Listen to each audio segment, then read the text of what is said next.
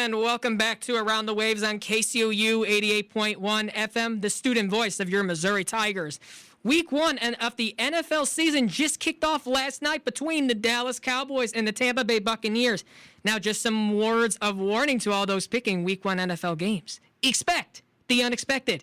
Even with 3-game preseason games this year compared to none last season because of COVID-19, it's always tough to try and get a sense on how good these teams are going to be entering Week 1, besides the Houston Texans.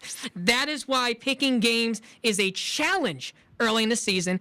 Each of us will be picking our big game this Week 1 to watch out and why you should tune in to those certain games. Ryan, I will start with you. What's your big game this weekend that people should tune into? I'm very excited about this game, Luca, and the game I have is against two teams that preferably both could make the playoffs. I think one will definitely make the playoffs, and that is the Arizona Cardinals and the Tennessee Titans. Now, for the Cardinals, their offense looks really good. You got Christian Kirk, you got A.J. Green, DeAndre Hopkins, and, of course, you have Kyler Murray, who's going to sling that ball all over the field. You already know.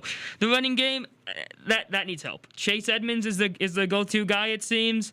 I don't see him getting that many carries in this game. I think it's going to be Arizona Cardinals' high passing game. The defense for the Cardinals, the pass rush is really good, but that secondary is atrocious. But if the pass rush plays good, then they have a chance to pull this one out. Obviously, J.J. Watt, that D-line should be really good. Buda Baker, Zaven Collins, just to name a few.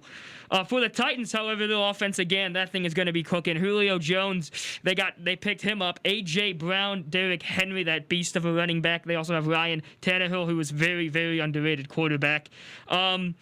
But the Titans need to be a high-scoring team because that defense that was atrocious last year did get better this year. They have guys that they brought in. Bud Dupree, a big guy who can force fumbles from Pittsburgh, and he can also get sacks. They also brought in Danico Autry. He had more than seven sacks in 2 of his last 3 seasons with the Indianapolis Colts. The spread is Tennessee by 3 and an over-under of 52. I'm going to take that spread by 3, but give me the Cardinals, barely pulling this thing out 30-27. Interesting. I like that. All right. Drew, what do you got this weekend?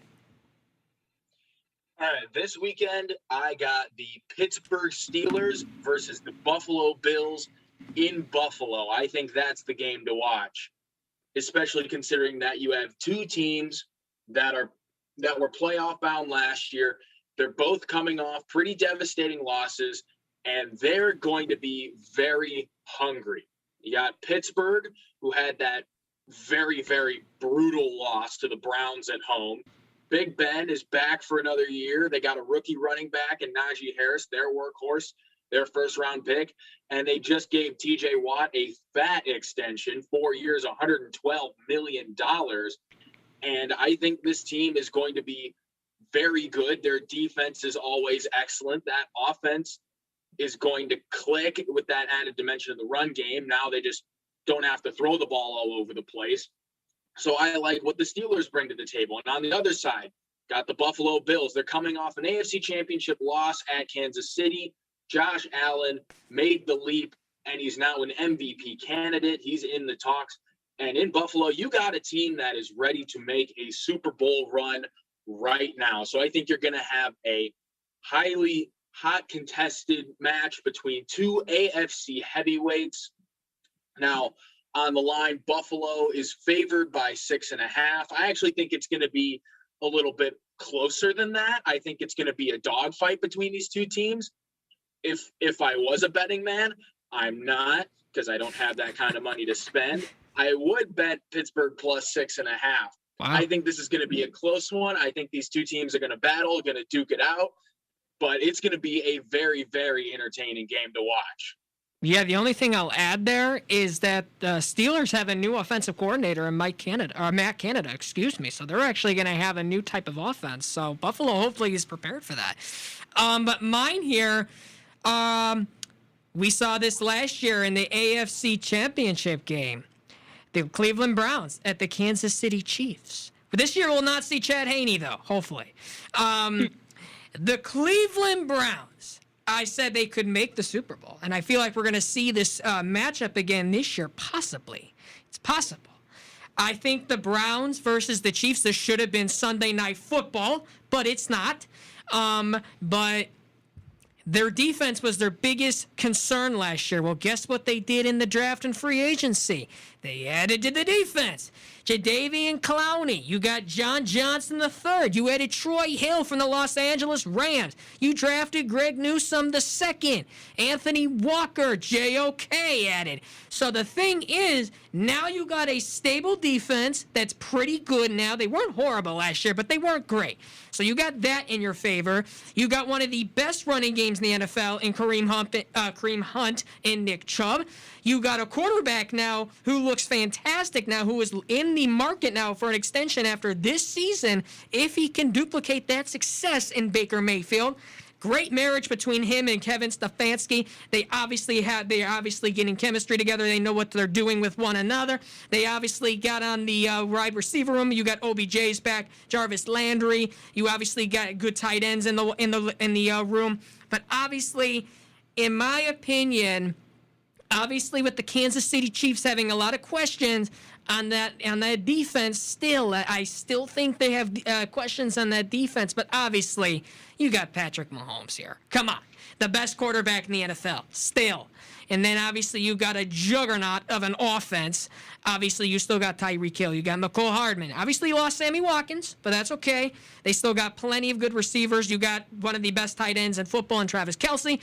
But honestly, I think this will be the game that Patrick Mahomes will lose the very first time in September in his career. And I feel like the Browns are going to go on to Kansas City, and they will beat the Kansas City Chiefs 27-24. I feel like the Cleveland Browns will shock the world in the first game of the season.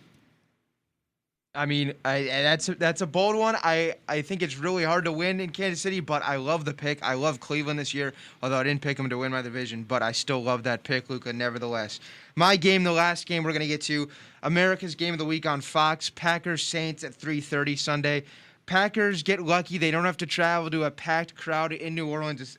They will go to Jacksonville instead, playing at the Jaguars Stadium for Packers-Saints. So here's what I think. I think Devontae and Rodgers get right back on track in Green Bay.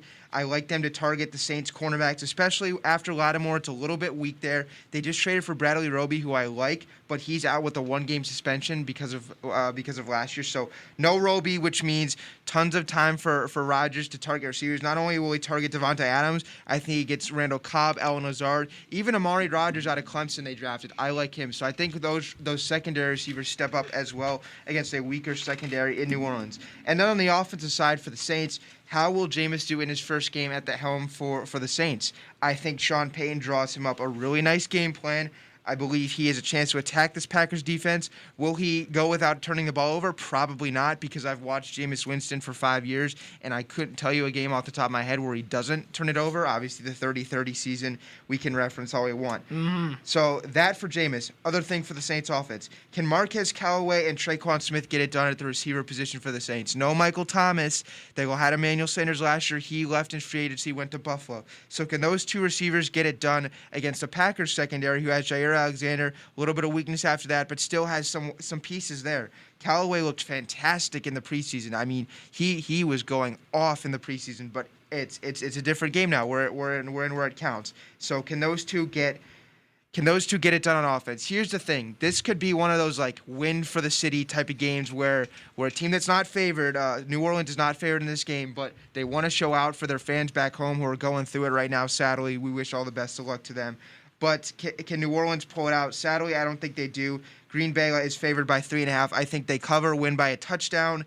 Over, it's 49.5. I think that hits. This is going to be a high-scoring game, but I'm taking the Packers by a touchdown in this one.